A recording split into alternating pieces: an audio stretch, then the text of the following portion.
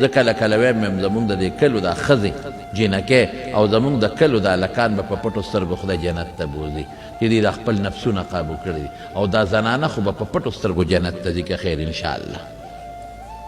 تاسو ورشئ پنجاب ته او لاهور ته او اسلام آباد ته او کراچۍ ته وګورئ په خدای مې د قسمي د خلکو لونه بار شپې کوي مور پلار ته پته یې ورته نشي ویلی چې بچې دا د کور نه بار ولې شپه کوي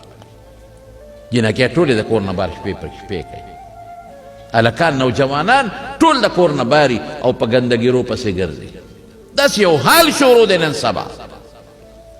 ټول هلکان د پلارانو د قابونه وتې دي بس پلار یې وایي پرېږده هلک دی خفه نه شي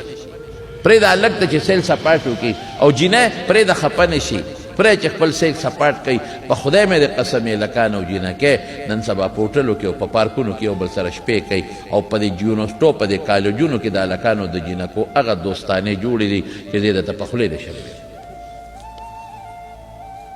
مونږ خو خبرېږو مونږ ته خو هر څوک ال وایي مونږ نه خو د مسئلې تپوس خلک کوي الله ته وایي د هر څه نه خبرېږو راته پته ده په خدای مې د قسم ډېر بد حال دی قسم مې راته په جومات کې وخوړ خپل بچي قابو کې خپل زامن قابو کې خپلې لوڼه قابو کې د ماشوموالي نه خپل بچی ځان سره بوځه مه پرېږده ګورې بیا به درته لوی مشکلات به راته جوړي او قبر کې به سزا تا ته میلاویږي عذاب به تا ته میلاویږي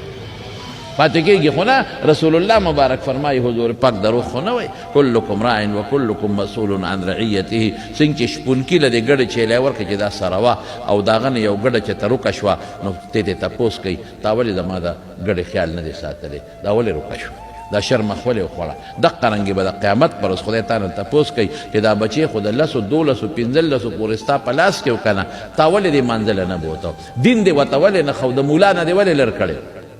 تا ته خو پار جومات کې مولا ناستو تا ته خو پار هر جومات کې مدرسه وه هغه شیخ هم ختم شو چې پخوا به چېته مدرسې لرې لرې به وې اوس خو پار جومات کې تا ته مدرسه ده په هر کور کې تا ته د جینکو مدرسه ده او په هر کلي کې تا ته یوه مدرسه نه 15 شپږ مدرسې دي نو ولې دا بچې دې مدرسې ته نه راوستو دې د ما د قرآن نه ولې لرې کوو دې خو ستا قابو که ته ډېر هم وایې چې الله ما وس پې نه کېده الله به وایي دروغ مه وایه چې د 4 5 کالو ستا ښه په وس کې چې د 6 او د 8 کالو ستا ښه په وس کې ما خو تا ته ویلي د پیغمبر په ژبه چې علموا اولادکم الصلاة وهم ابناء 7 چې بچې د 7 کالو یې مونځ ورته ښایه ما نو ویل واضربوهم علیها وهم ابناء 10 او چې 10 ته ورسېږي او بیا مونځ نه کوي نو بیا ته غزاره مه وباسه ما خو ته چلم ښولی الله به وایي ما خو درته طریقه ښولې وه چې د 7 کالو شي مونځ ورته وښایه چې مونځ ورته ښیه عقیده به خامخا ښیه چې د 10 کالو شي بیا والم شي 10 کالو بچې تا ته رابرغېدی شو تا ولې مونځ سره نه بلد